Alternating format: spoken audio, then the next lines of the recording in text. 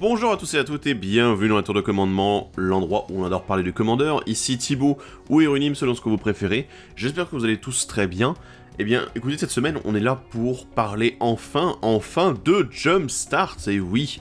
Mais avant toute chose, on va passer par la phase de pub, puisque comme à chaque fois, je vais vous demander, bah oui, pourquoi pas vous abonner à la chaîne si ce n'est pas déjà fait, éventuellement liker la vidéo, pourquoi pas non plus commenter, puisque là, on va pouvoir discuter un petit peu de cette extension qui est assez riche, ma foi, pour notre format.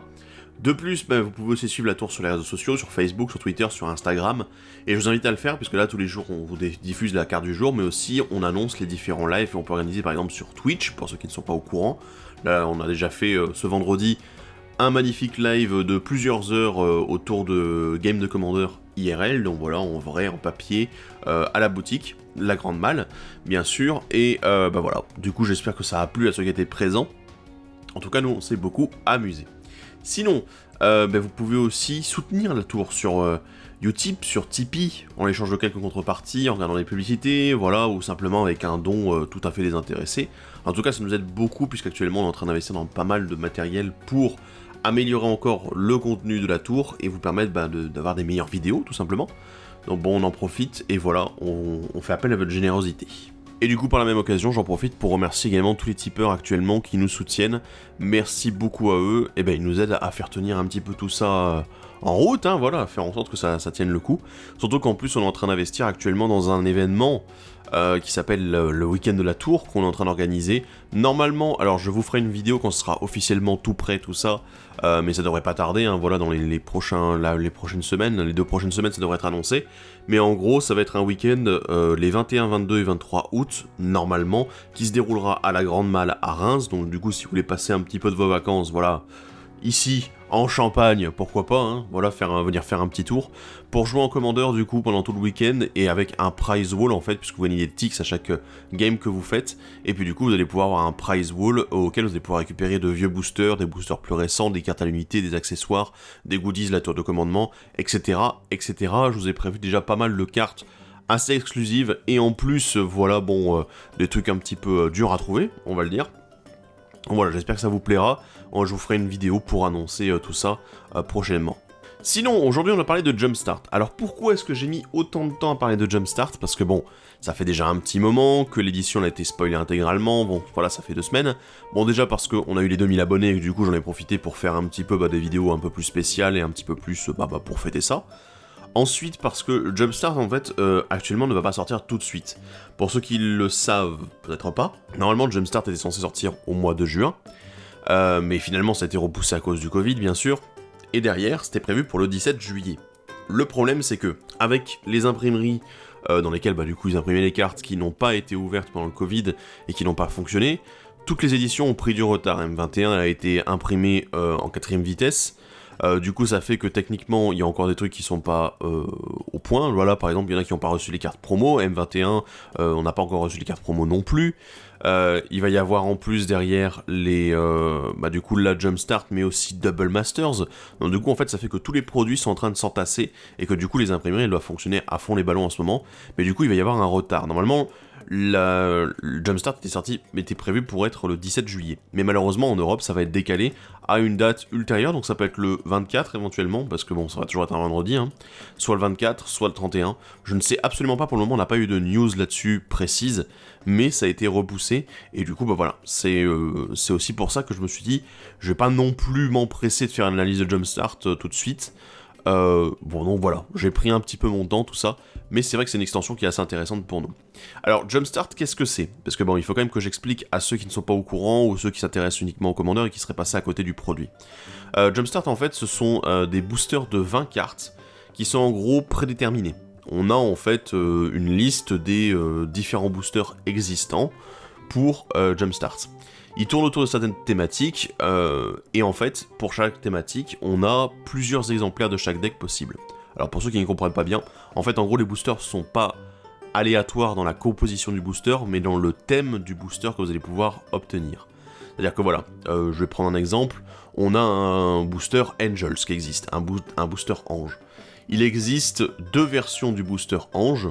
Voilà, une version avec un certain nombre de cartes, voilà, ces cartes-là qui sont présentes, et une autre version avec un autre type de cartes présentes. Donc du coup, techniquement, ce sont 2 boosters différents, mais qui sont sous la même thématique. Et il y a d'autres thématiques dans lesquelles il y a 4 boosters différents. Donc du coup, voilà, c'est par exemple le Archaeology, qui est une thématique artefact. Il y en a 4 différents. Et il y en a aussi qui n'ont qu'un seul exemplaire, qui n'ont qu'une seule version de même. Donc par exemple le Basri, puisque c'est lié à un M21, il n'y a qu'une seule version du deck Basri, voilà, du booster Basri, avec les cartes qui sont définies dedans. Donc du coup, le contenu des boosters n'est pas aléatoire, c'est la thématique et le booster en question, donc qui est aléatoire. Pour ceux qui connaissent un petit peu Keyforge, bah, c'est exactement le même fonctionnement, voilà. Sauf que là, en fait, pour Jumpstart, c'est un petit peu un fonctionnement à la Keyforge, mais en fait, il vous faut 2 boosters de Jumpstart, vous les ouvrez, et en fait, vous les mélangez, et vous allez en fait avoir à chaque fois, alors pour ceux qui disent oui mais attends tu peux cheater tout ça, voilà, parce que tu joues avec techniquement les 2 packs que t'as regroupés, mais en fait techniquement il y a à chaque fois une carte de référence, et étant donné qu'on connaît le contenu de chacun des boosters, du coup il n'y a pas moyen de tricher en fait, et de dire oui mais là voilà j'ai changé les cartes, tout ça, avec celle d'un autre booster, Jumpstart. En plus le logo de Jumpstart apparaît sur absolument toutes les cartes de l'extension, donc voilà.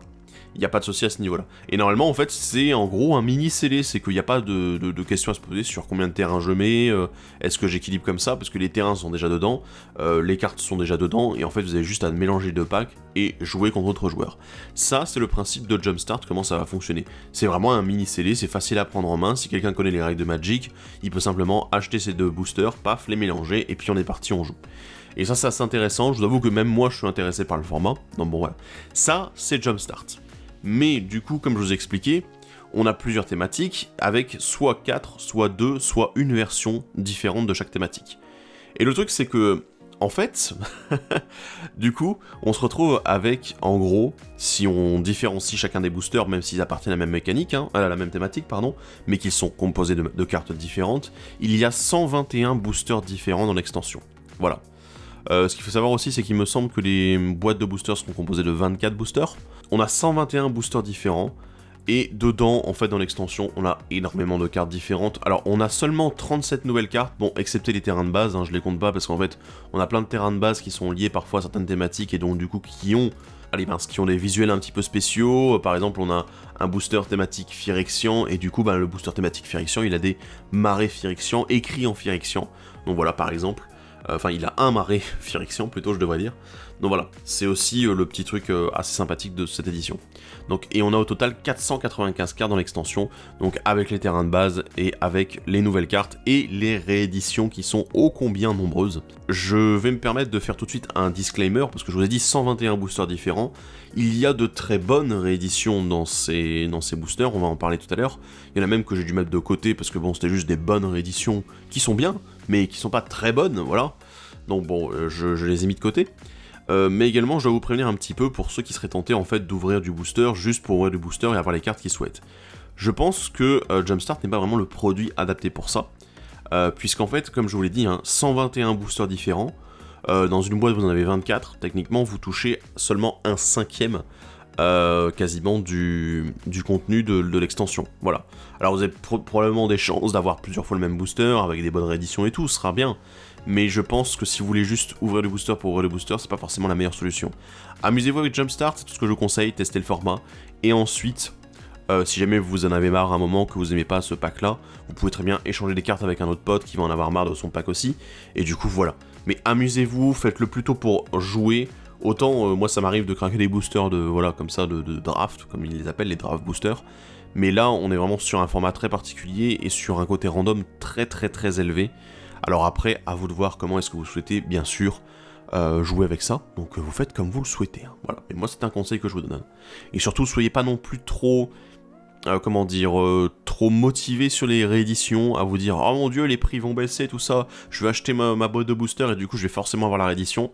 Je vous rappelle que ces cartes-là n'apparaîtront que dans un seul booster sur 121 existants. Donc vous avez tout à fait les chances de ne jamais toucher le booster en question. Donc voilà. Mais bon, on va espérer que ça fonctionne pour que d'autres exemplaires de ces cartes-là soient disponibles à nouveau et que ça fasse plaisir à ceux qui ne les avaient pas, bien sûr. Mais on va commencer avec les nouveaux commandants de Jumpstart. Alors, c'est complètement déséquilibré, il y a des couleurs qui en ont plus que d'autres. Mais là, du coup, on va commencer avec Emiel the Blessed. Ah oui, le produit est 100% en anglais, j'ai oublié de le dire. C'est une licorne légendaire qui coûte 4 dont 2 blancs, c'est une 4-4. Vous payez 3, vous exilez une autre créature que vous contrôlez et vous la renvoyez sur le champ de bataille sous le contrôle de son propriétaire. Et quand une autre créature arrive sur le champ de bataille sous votre contrôle, vous pouvez payer un vert ou un blanc en hybride. Si vous le faites, vous mettez un marqueur +1/+1 sur elle. Si c'est une licorne, vous mettez 2 marqueurs +1/+1 sur elle à la place. Alors du coup, c'est un commandant blanc-vert, marqueur +1/+1. Ma foi, c'est tout à fait jouable, je veux dire. En plus, on avait déjà des synergies marqueurs avec Balai Abzan, du coup en blanc-noir-vert, donc du coup le blanc-vert était quand même l'essentiel des marqueurs. On a déjà une licorne qui mettait des marqueurs +1/+1 sur les créatures qui arrivaient en jeu, hein, celle de Modern Horizon, j'ai encore une fois oublié son nom. Mais du coup, Emiel, on peut avoir un petit tribal licorne, pourquoi pas, en disant, bah oui, toutes mes licornes arrivent avec 2 marqueurs +1/+1 sur elles, c'est cool. Voilà, bon après il faut payer à chaque fois du mana, bien sûr, en plus. Mais je trouve ça assez intéressant. Alors en plus, vous pouvez aussi jouer en mode un petit peu blink, en disant tout simplement pour 3, je peux exiler une créature que je contrôle et ensuite la renvoyer sur le champ de bataille, voilà.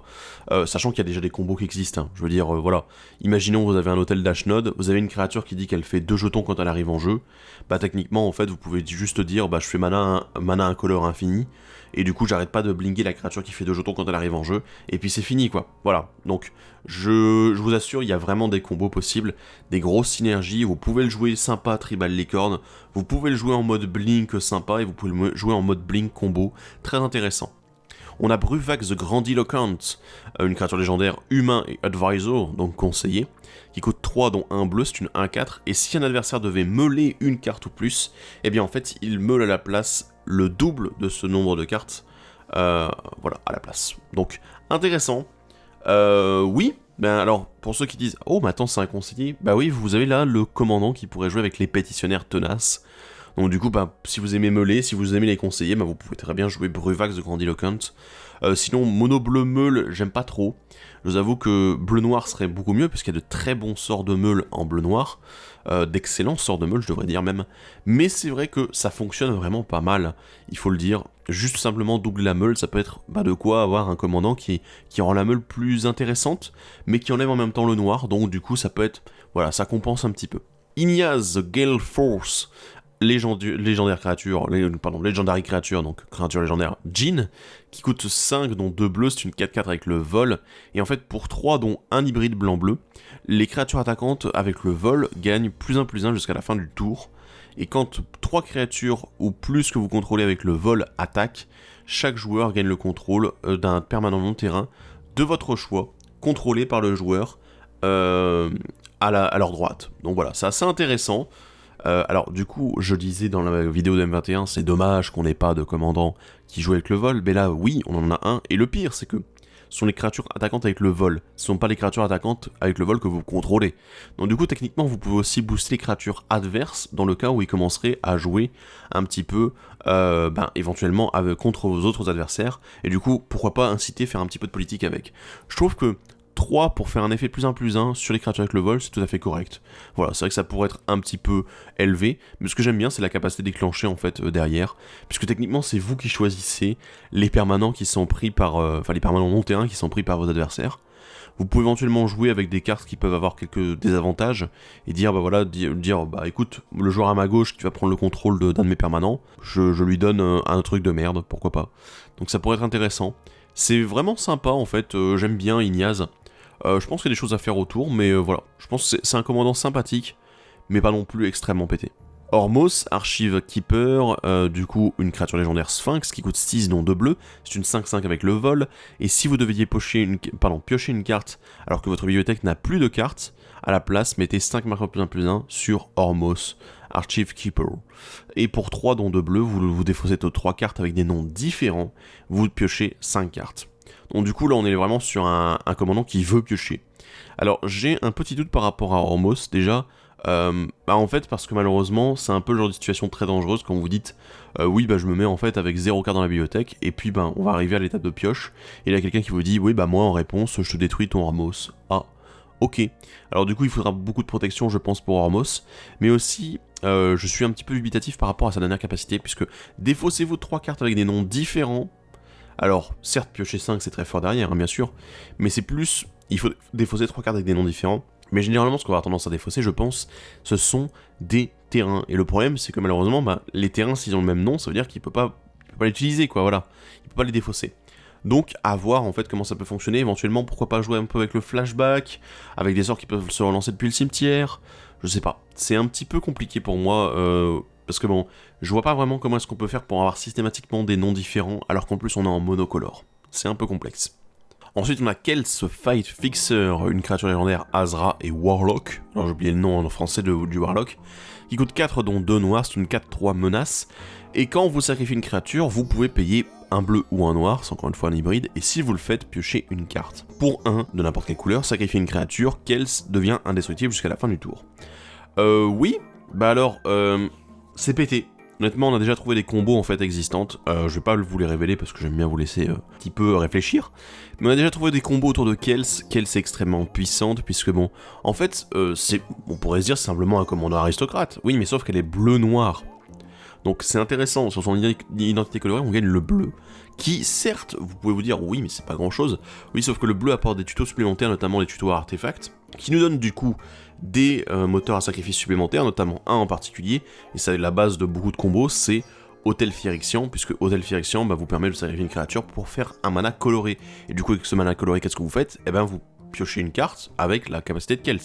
Vous dites oui, mais voilà, mais alors comment tu fais du coup pour faire une boucle et faire une combo ? Bah en fait, il suffit de jouer des créatures ou avoir une situation dans laquelle la créature va revenir sur le champ de bataille et pouvoir revenir en fait en boucle comme ça. Donc du coup, je vous invite juste à y réfléchir, à vous dire ah, il y a peut-être quelque chose à faire. Voilà.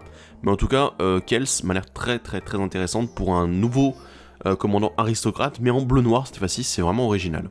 Tiny Bones Trinket Teeth, qui est une créature légendaire Skeleton, donc squelette et rogue, donc gredin, qui coûte 2 dont 1 noir. C'est une 1-2. Au début de chaque étape de fin, si l'adversaire a défaussé des cartes ce tour-ci, vous piochez une carte et vous perdez un point de vie. J'aime beaucoup le fait que Tiny Bones, en fait, déjà nous dit, ok, on fait défausser des adversaires, c'est une stratégie existante, mais qui était un petit peu faible, donc ça c'est déjà bien. Mais en plus, il a une deuxième capacité pour 6 dont 2 noirs. Chaque adversaire avec aucune carte dans sa main perd 10 points de vie. En fait, on est sur un commandant qui a l'air assez sympatoche dans l'absolu, puisque du coup, on est sur un commandant qui va vous récompenser pour faire ce que vous souhaitez, c'est-à-dire piocher des cartes en faisant défausser les adversaires, ce qui est vraiment cool. Ça permet de déséquilibrer encore plus en fait la game en disant je gagne un avantage pendant que vous en perdez un. Donc voilà, une carte en moins pour une carte en plus, donc un différentiel de 2. C'est cool. Alors derrière, la deuxième capacité, c'est vraiment pour moi le truc, c'est bon, ok, les adversaires ils vont le voir, ils vont dire ok, on va essayer de faire en sorte de garder un maximum de cartes en main, éventuellement de ne pas trop jouer.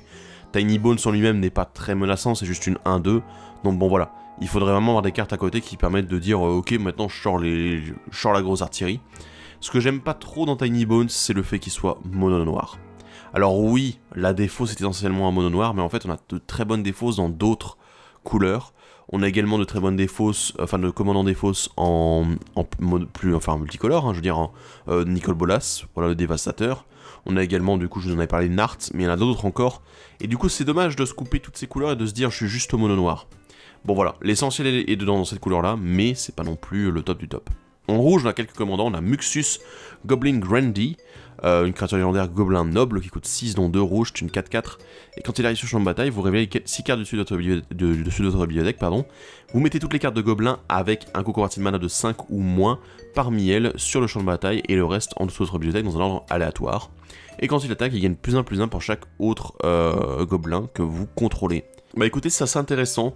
Muxus, le truc c'est que c'est un petit peu... Bon alors, honnêtement, les gobelins qui coûtent 5 et moins, on est là, on calcule, c'est à peu près tous les gobelins. Il me semble, il doit peut-être avoir 1 ou 2 gobelins qui sont au-dessus de 5 mana, mais globalement, ils sont tous au-dessous, quoi. Donc, ça c'est intéressant.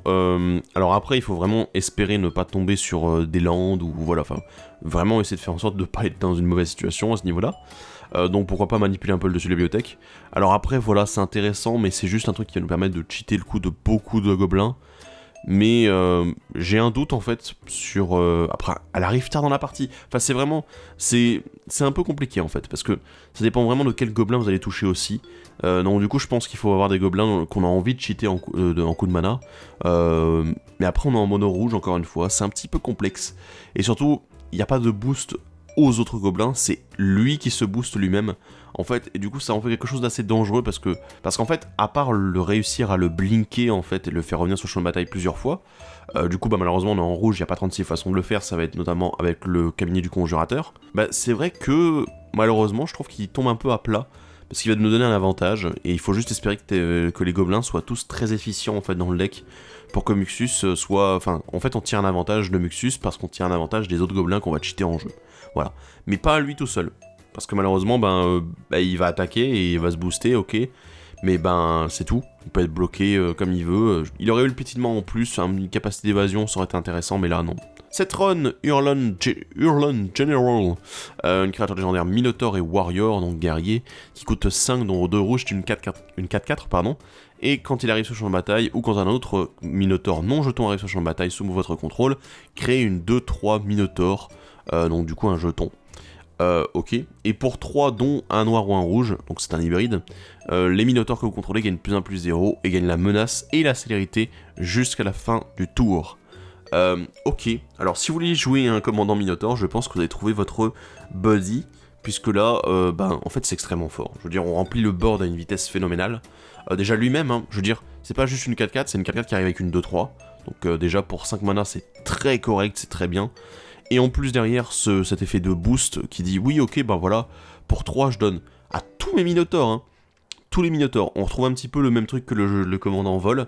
Tous les Minotaurs gagnent +1/+0, la menace et la célérité, donc ça veut dire que du coup, littéralement, vous pouvez avoir des Minotaurs qui arrivent sur le champ de bataille, des petits Minotaurs sympathiques, et puis voilà, boum, vous faites pour 3, écoutez, le jeton plus le Minotaur qui vient d'arriver, vous avez la célérité, vous avez la menace, vous avez un boost. C'est nickel. Je veux dire, c'est vraiment très très bon, un super effet en fait, vraiment efficace, ça promet d'être un très bon commandeur Minotaur, et d'être un très bon commandeur agressif en fait. Je trouve qu'il y a vraiment de quoi faire. Et puis en plus derrière, si vous pouvez jouer un petit peu avec les effets comme quoi il y a des créatures qui arrivent en jeu, je pense à Impact Tremors, à Porphoros, je pense à... comment il s'appelle encore ? Le dragon qui est sorti là, dragon des pics, du coup voilà, qui fait que vous infligez littéralement des blessures équivalentes à la force des créatures qui arrivent en jeu. Voilà, vous avez un Minotaur qui arrive en jeu, vous avez une autre créature qui arrive en jeu, vous avez l'enchantement aussi qui fait la même chose. Tout ça c'est très intéressant, et du coup je pense que cette run ça va être un commandant très populaire dans cette extension. Zurzot Chaos Rider, du coup c'était une créature légendaire diable, voilà, oui. Pour 3 vous payez, et non un rouge pardon, vous avez une 2-3, et quand un adversaire pioche une carte, la première carte à chaque tour, si ça n'est pas leur tour, vous créez un diable 1-1, avec, quand cette créature meurt, il inflige une blessure à n'importe quelle cible. Classique des diables bien sûr. Et quand un ou plusieurs diables que vous contrôlez attaquent un ou plusieurs joueurs, vous et ces joueurs piochez une carte et défaussez une carte au hasard. Alors je vous avoue que Zurzot, j'ai commencé à y réfléchir un petit peu. Alors les diables, jouer tribal diable ça va être compliqué, parce que des bons diables il n'y en a pas beaucoup. Par contre des très bons diables il y en a, et je vous avoue qu'il faudra les jouer dans le pack quand même. On va essayer d'être un maximum efficient au niveau de ce qu'on joue.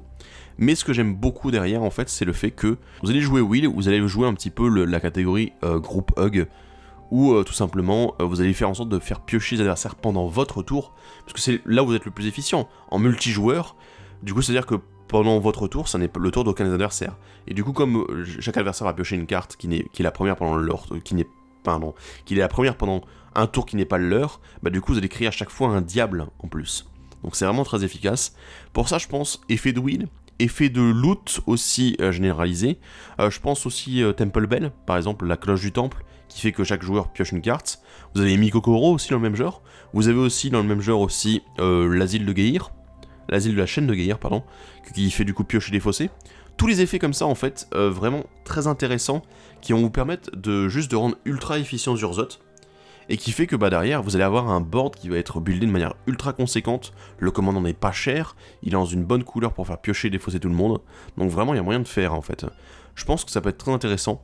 Et puis en plus pour le jouer KO, je pense que vraiment le jouer en disant oui on fait des effets de wheel un petit peu en boucle, et dire voilà je vais faire défausser tout le monde, piocher tout le monde, t'es là, ok. Ça empêche vos adversaires en fait d'avoir un jeu clair, et d'avoir un plan de jeu en fait, où ils vont pouvoir prévoir leur prochain move sur les prochains tours. Donc vraiment Zurzot très très intéressant, et je pense qu'il y a de quoi faire. On passe ensuite à Nate of the Dire Hunt, une créature légendaire humain et guerrier, qui coûte 4 dont 2 verts, c'est une 3-3, et quand une ou plusieurs de créatures que vous contrôlez se bat ou est bloquée, piochez une carte.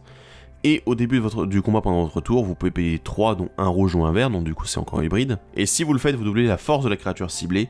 Cette créature doit être bloquée ce combat si possible. Je trouve ça assez triste en fait, honnêtement comme commandant. Oui, il y en a qui vont me dire oui, mais attends, c'est efficace, tout ça. Oui, bon, d'accord, ok. Le truc, c'est que en fait, on va se retrouver sur quelque chose qu'on a déjà vu 36 fois. C'est encore une fois un commandant assez aggro qui va permettre de doubler la force, tout ça. Parce que bon, soyons honnêtes. La première capacité, elle dit que si c'est une ou plusieurs créatures que vous contrôlez qui se battent, bon alors du coup, vous pouvez faire un deck fight si vous le souhaitez, mais aussi si elles deviennent bloquées. Donc du coup, malheureusement, si vous avez 5 créatures qui sont bloquées, vous piochez qu'une carte. Et là, ok, bon, c'est pas si efficient que ça. Moi, j'aurais bien voulu avoir un rouge-vert qui joue sur des petites créatures, pourquoi pas. Mais là, non, c'est pas trop le cas. Donc, du coup, autant avoir une seule créature qui se fait bloquer, ou une seule créature qui fight, et ce sera bon. Après, avoir beaucoup de créatures avoir des créatures qui se fight, c'est aussi un danger en soi. Donc bon, il faudra avoir moyen de protéger votre créature, qu'elle ne meure pas pendant un fight, sur un tricks de combat à la con, etc. Enfin bon, c'est un petit peu bizarre. Et en plus, le fait de doubler la force, bah certes, vous pouvez dire, je double la force, je passe en deuxième phase principale, bah je vais faire en sorte qu'elle se batte contre une autre créature, mais le problème c'est que vous doublez uniquement la force, quoi. Donc du coup, ça veut dire que l'endurance, si elle est assez faible, bah elle restera toujours faible. Et puis derrière, il y a aussi le fait que, malheureusement, bah vous pouvez utiliser d'autres sorts et dire, bah voilà, je vais jouer un fling, tout ça, tous les trucs qui font que la force de la créature, elle compte, mais c'est un petit peu compliqué quoi. Je la verrais peut-être l'intégrer dans d'autres decks en fait qui jouent déjà beaucoup sur des grosses créatures, mais c'est vrai que là, je suis pas du tout motivé par ce commandant là. Sinon, dans les nouvelles cartes de Jumpstart en dehors des commandants, on en a quand même pas mal qui sont très intéressantes. On a en blanc Blessed Sanctuary, un enchantement qui coûte 5 dont 2 blancs. Vous prévenez toutes les blessures non combattantes qui devraient être infligées à vous et aux créatures que vous contrôlez. Et quand une créature non jeton arrive sur le champ de bataille, sous votre contrôle, créez une licorne de 2. Alors du coup, vous vous doutez bien dans quel pack c'est, hein, c'est dans le pack Miel bien sûr.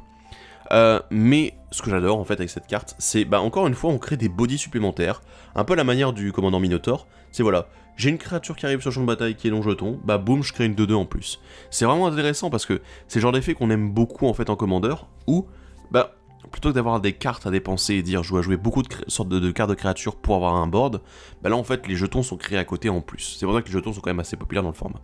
Mais ce que j'adore vraiment, c'est la première partie de l'enchantement. Tout simplement prévenir les blessures non combat qui devraient être infligées à vous et aux créatures que vous contrôlez. Je veux dire, acte blasphématoire, tremblement de terre, tremblement de lave, tous les effets, même Comet Storm, voilà. Enfin voilà, dire je mets 20 à toutes les créatures, boum. Bah non, là en fait on est protégé, littéralement contre un effet, un type de Vrasse qui existe dans une couleur en particulier, hein, le rouge, mais pas que, et qui du coup va, qui va normalement raser notre board, quoi. Et là on est protégé, nous et nos créatures, c'est vraiment très intéressant je trouve. Le Steel Plume Marshal, une créature oiseau et soldat qui coûte 5 dans 2 blancs, c'est une 3-3 avec le vol, et quand il attaque, chaque autre créature que vous contrôlez avec le vol gagne +2/+2 jusqu'à la fin du tour. Bah oui, c'est fort, je veux dire, on parlait d'un tribal vol, bah je pense que là, le Steel Plume Marshal, ça fait partie des staples qui vont rentrer automatiquement dans ces decks-là. Puisque là, bah, je veux dire, avoir un boost super conséquent, hein, on parle d'un +2/+2, bah voilà, quand on sait que les créatures avec le vol vont composer la majorité de votre deck, c'est fort. On continue avec l'Archéomander en bleu, qui coûte 3, dont un bleu, c'est une 2-3, hein, une créature humain et sorcier. Quand il arrive sur le champ de bataille, vous renvoyez un artefact de votre cimetière dans votre main. Et là, je suis très triste qu'il soit pas blanc, parce que parce que ça aurait été parfait pour tes chars, encore une fois. Mais en fait, il y a déjà des synergies possibles avec l'Archéomander.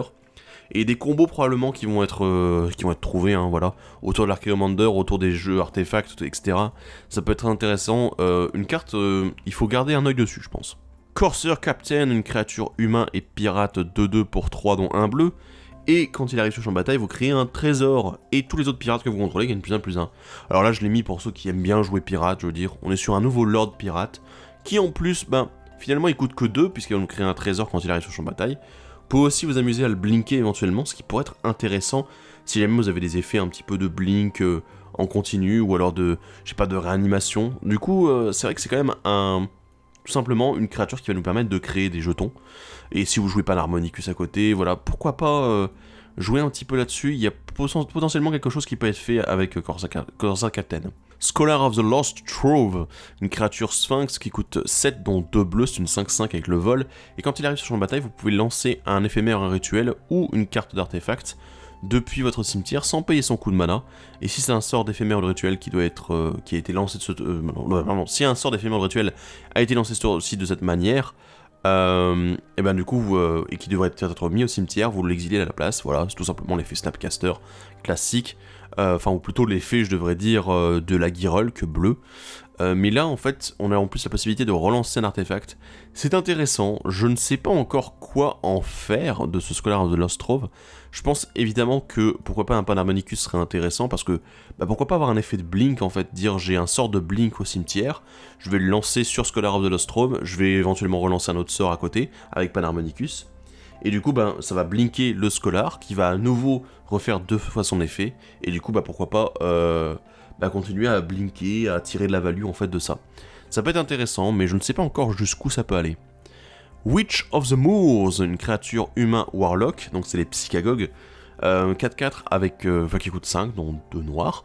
Elle a le contact mortel, et au début de votre étape de fin, si vous avez gagné les points de vie ce tour-ci, chaque adversaire sacrifie une créature, et vous renvoyez une créature de votre cimetière dans votre main. C'est extrêmement fort! Alors, oui, enfin voilà, je peux pas dire autrement. Hein. Alors, ça aurait été plus dans le thème qu'il y a le lien de vie, mais en même temps, ça aurait été peut-être un petit peu trop... voilà, je fais un peu tout ce que j'ai envie sur moi, voilà. Non, voilà, mais la Witch of the Moors, en fait, ce que j'adore, c'est vraiment juste, oui, ok, j'ai une créature qui... Enfin, j'ai gagné un point de vie, ça se fait très facilement. Alors, c'est uniquement au début de votre étape de fin, heureusement. Mais voilà, faire sacrifier chaque adversaire, et ensuite récupérer derrière de votre côté une créature de votre cimetière, c'est juste fort en fait. Surtout que vous pouvez sacrifier une créature pour gagner un point de vie, hein, avec certains effets, et derrière dire ok, je la récupère, voilà, paf, et c'est réglé. Donc très intéressant, très fort, et faut voir un petit peu ce que ça peut donner. Éventuellement Aelie, je dirais. Le Allosaurus Shepherd, écoutez, c'est une créature elfe chaman, voilà, qui coûte 1 vert, c'est une 1-1. Il peut pas être contrecarré, et les sorts verts que vous contrôlez ne peuvent pas être contrecarrés, carrément. Et pour 6 dons de vert, jusqu'à la fin du tour, chaque elfe que vous contrôlez a une force et une endurance de base de 5-5, et devient un dinosaure en plus des autres types. C'est juste tellement débile. Si vous jouez un jeu elfe, vous allez forcément rentrer le Allosaurus Shepherd. Parce que, bien sûr, je veux dire, vous empêchez vos sorts d'être contrecarrés, et en plus derrière, vous pouvez changer la force et l'endurance de vos créatures en 5-5 avec du mana sync.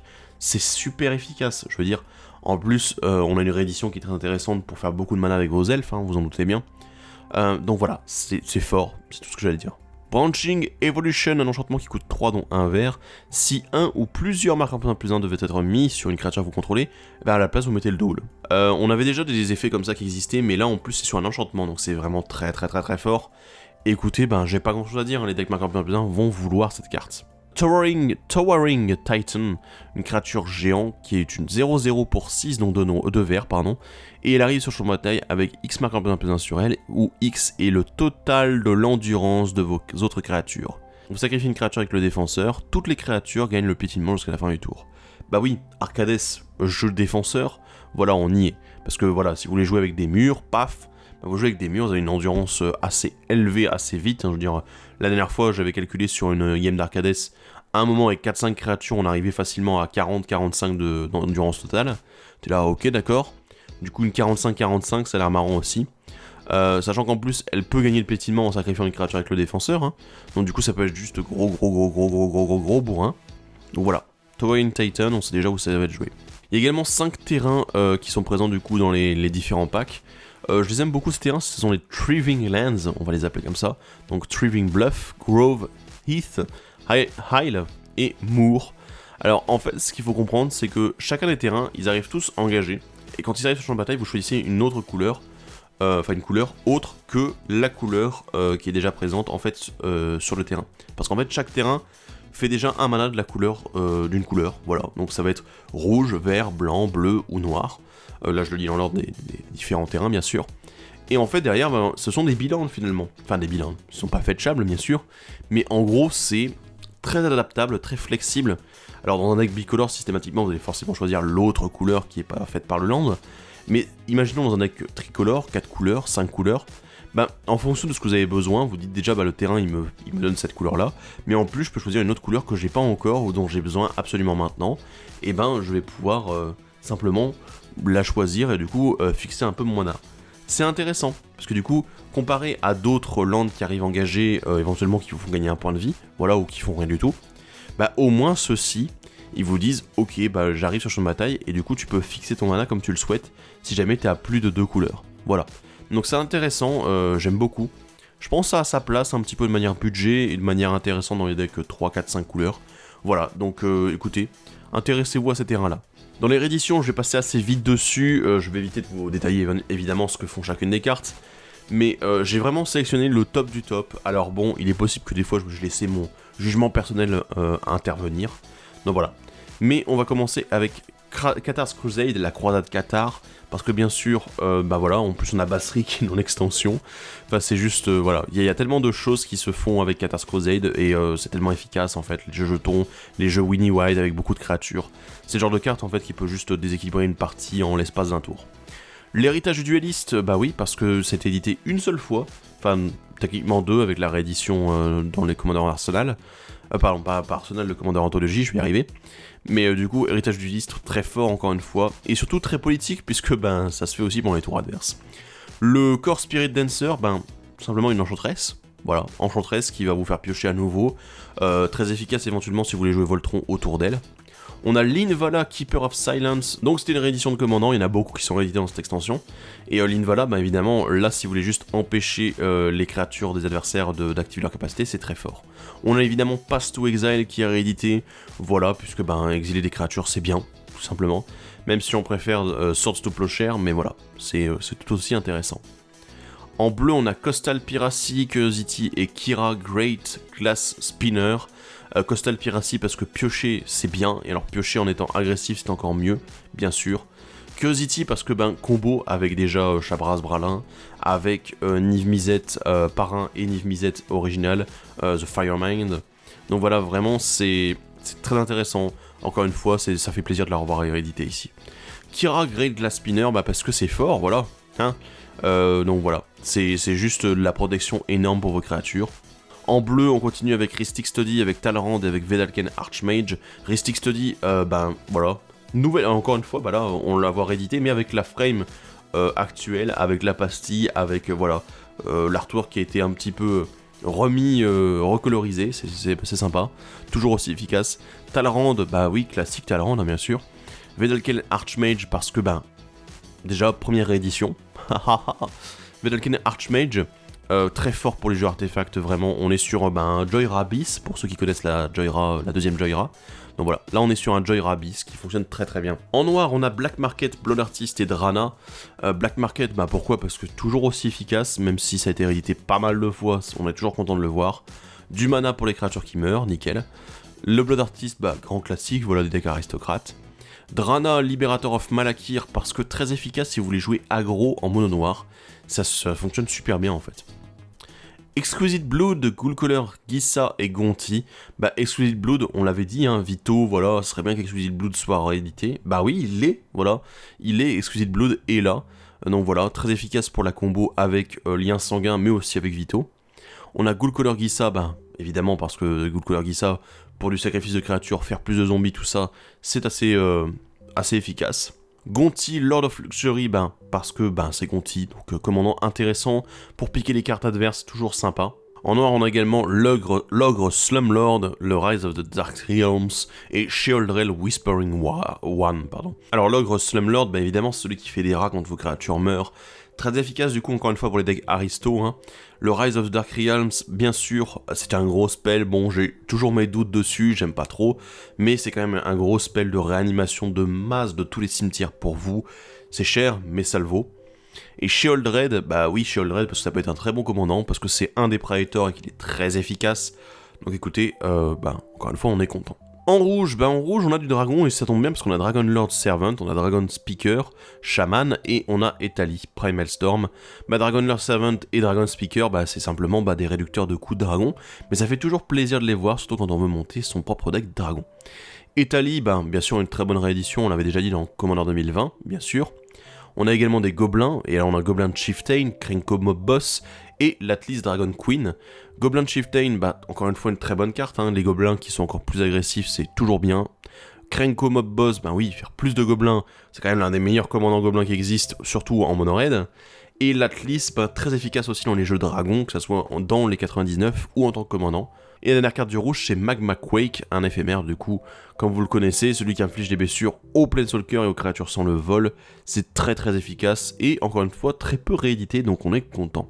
En vert, on a Assault Formation, champion de l'Ambolt, et Crater Ouf Behemoth. Assault Formation, pour les jeux arcades, encore une fois, voilà, pour complément, pour tous les jeux qui veulent jouer avec les Big Butts, en fait, les créatures avec le défenseur, c'est nickel. On a Champion de l'Ambolt, qui est encore une fois une carte tellement synergique, et en plus qui est tellement efficace dans le format, très agressive encore une fois. Crater Ouf Behemoth, voilà, c'est le Crater Ouf, vous le connaissez, le Behemoth caveur de cratère, parce que c'est gros, parce que ça fait des dégâts, parce que ça fait vraiment un board conséquent, et c'est juste au top. En vert, on a également Elvish Archdruid, Ghalta et Momentous Fall. Elvish Archdruid pour ceux qui connaissent les jeux Elf, c'est très bien, c'est le top du top. Ghalta, pour les jeux grosses bêtes, voilà, pour ceux qui aiment bien accumuler la force de vos créatures pour payer un Ghalta à 2, oui, voilà, on y est. Et Momentous Fall, toujours très bien en fait pour piocher, et éventuellement, voilà, juste dire non, t'exiles pas ma créature, c'est moi qui l'ai sacrifié à la place. Wouh! Voilà. En vert, on a également Oracle de Muldaya, Rishkar, Pima Renegade et Selvala, Earth of the Wilds. Alors, Oracle de Muldaya, première réédition, oui, jouer des terrains supplémentaires, en plus depuis la bibliothèque, c'est bien. Rishkar, Pima Renegade, c'est fort pour faire encore plus de mana. Et Selvala, Earth of the Wilds, c'est évidemment combo, vous savez à quel point je l'aime. Et voilà, ça fait très plaisir de l'avoir réédité ici aussi. Ulvenval Hydra pour finir le vert, parce que Ulvenval Hydra, c'est très fort, ça va tuto n'importe quel type de terrain, et c'est super pété, et en plus derrière elle a la portée, donc c'est très défensif aussi. En incolore, en artefact, on a Hydron Archive et Herald's Horn. Alors Hydron Archive, c'est un grand classique, bien sûr, voilà, pour piocher, faire du mana, c'est un très bon caillou, évidemment. Et Herald's Horn, encore une fois une carte qui a été rééditée en Mystery Booster, mais qui était tellement recherchée et demandée par les joueurs, en fait, alors qu'elle a été éditée dans Commander 2017, ça date quand même pas d'il y a si longtemps que ça. Et encore une fois, pour le deck tribaux, les gens seront très contents de pouvoir mettre la main sur cette carte-là. Et en terrain, j'en ai 3 à vous proposer. Buried Ruin, Phyrexian Tower et Riptide Laboratory. Donc voilà, Ruine ensevelie parce que évidemment, pour les jeux artefacts, vous savez, c'est sympathique de l'avoir. C'est pas la meilleure version, bien sûr, mais c'est une version intéressante. Phyrexian Tower, qu'on avait vu dans Ultimate Masters et qui est encore une fois ici présente, oui, on est content parce que c'est encore une fois une très bonne carte de sacrifice. Et devinez dans quel deck elle va se trouver. Et Riptide Laboratory, parce que un jeu sorcier, voilà, pouvoir bouncer vos sorciers, ça donne lieu à des situations assez intéressantes, ça donne de la protection également, et ma foi, c'est très efficace dans ces decks sorciers. Bon, et voilà, on est arrivé au bout de cette analyse de Jumpstart. Alors, vous avez vu, on a quand même peu de nouvelles cartes, en même temps, je vous avais prévenu, c'est vrai qu'en enlevant les terrains de base, on se retrouve avec très peu de cartes, 37, et c'est vrai qu'il y a des cartes qui sont très thématiques, mais thématiques dans le sens où elles sont aussi très simples, et du coup c'est vrai que j'en ai pas forcément parlé parce que c'était pas forcément très intéressant, mais elles peuvent être intéressantes éventuellement si vous voulez jouer un petit peu budget. Aussi derrière, ce qui est vraiment sympa, c'est que je vous ai fait un petit tour rapide des rééditions, moi qui me paraissent intéressantes, mais il y en a tellement plus, j'ai même retiré des cartes de la liste tellement je me disais, il y en a trop, je vais passer 1h30 dessus, c'est pas vraiment le but. Donc voilà. Du coup, on a de très bons commandants qui sont proposés ici. Des commandants intéressants, des commandants un peu plus... voilà, il va falloir réfléchir un peu plus pour qu'ils soient efficaces. Mais la plupart sont vraiment très bons. Ils donnent lieu à, encore une fois, des nouvelles possibilités de build. Et ça, c'est vraiment sympa. Et en plus, derrière, les nouvelles cartes qui sont vraiment de nouvelles mécaniques, qui offrent éventuellement de nouvelles combos. Et bien sûr, voilà, les rééditions très sympathiques. Je vous invite, je vais mettre le lien Magicville de la liste des cartes et de la liste des decks. Pour que vous puissiez, voilà, donc une fois sur la page Magicville, vous avez moyen de mettre deck associé, et du coup, deck associé ou liste visuelle, voilà, liste visuelle, vous aurez toutes les cartes dans l'ordre d'édition, et deck associé, vous aurez les différents decks présents dans Jumpstart, donc voilà, les 121, je vous avoue que ça fait beaucoup de decks, bien sûr, enfin, beaucoup de boosters possibles, j'espère que vous testerez quand même un petit peu le format, j'espère, pourquoi pas, éventuellement jouer contre vous dans ce format-là, pour tester un petit peu tout ça. Mais en tout cas, moi je suis assez hypé en fait d'une certaine façon. C'est que j'ai envie de tester pour le Jumpstart et me dire que je pourrais éventuellement tomber sur de bonnes cartes qui sont présentes dans cette extension. Et ma foi, voilà, ça sera tout bénef, je pense. Et on va en rester là alors. N'oubliez pas que vous pouvez liker la vidéo, commenter également sur tout ce qui a été dit. S'il y a d'autres cartes qui vous hype également dans l'extension, n'hésitez pas à le dire. Faites attention aussi, ne soyez pas pris d'une fièvre acheteuse avec Jumpstart. Je pense que le mieux reste quand même d'y jouer pour Jumpstart. Et ensuite de voir derrière, éventuellement, pour récupérer des cartes à droite à gauche auprès de vos copains. Si jamais ils se débarrassent de certaines cartes ou certains decks en particulier. Voilà. Et ben, il me reste plus qu'à vous dire à la prochaine et salut à tous. Bye bye!